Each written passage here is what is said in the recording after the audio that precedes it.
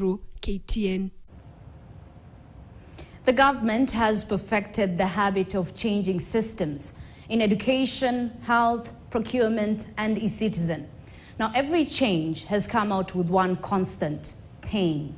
These reforms look neat on paper, but in reality, the suffering remains in the hearts of Kenyans. Are these genuine reforms or just experiments to tighten the hold onto power? I, William Samoei Ruto. When Kenya Kwanza took power in 2022, Kenyans pinned their hopes on President William Samoei Ruto. So help me God. Tumpongeze tena kwa makofi. But instead of relief, what followed were blows from every corner. And when citizens cried out, the government's answer was simple: blame the victims.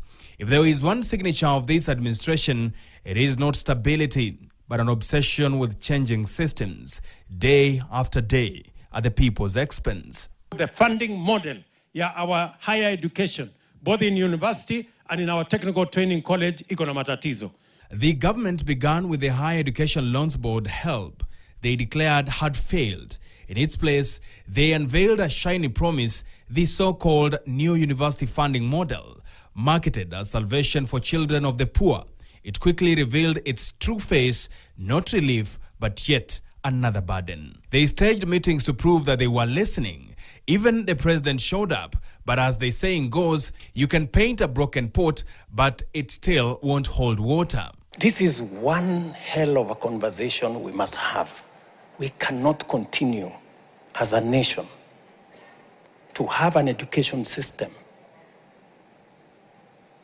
that shuts out millions of the children of the poor. Then came health, NHIF. They proclaimed was riddled with theft, but instead of fixing it, they killed it and gave birth to SHA. Reforming NHIF would have cost less than 1 billion Kenya shillings. SHA, it has already swallowed over 100 billion Kenya shillings, delivering nothing but fat profits for those milking the system. Sweet words on their lips, but blood in their hearts. Procurement was next. If miss, they warned was broken. So they rolled out electronic government procurement. Today, it's chaos. Departments trapped, works stalled, and the system failing those it was meant to serve. Please, government, do the reality. Hii maneno ya e-procurement, scrap that thing, baka mweke stima kila mahali Kenya mzima, ndio tuende hiyo mtandao, sivyo? Remember the applause when the president hailed e-citizen as the golden key to efficiency.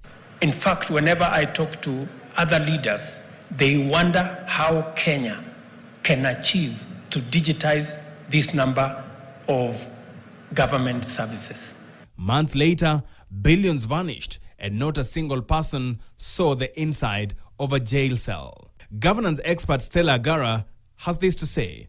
This is extremely symptomatic of a government that, first of all, does not engage in proper planning, a government that lacks a vision, a government that decided that they're going to design any form of program just for the sake of it. I think the other thing that it speaks of is a wasteful government. Wasteful in the sense that, number one, a lot of resources have been invested in, for example, creating the SHIFSHA program, which of course now replaces the National Health Insurance Fund that has been in existence for long. So, there you have it. A government that changes systems like shots, swallows billions, and keeps the people waiting. Haman Kamariki, KTN. The upcoming by-elections in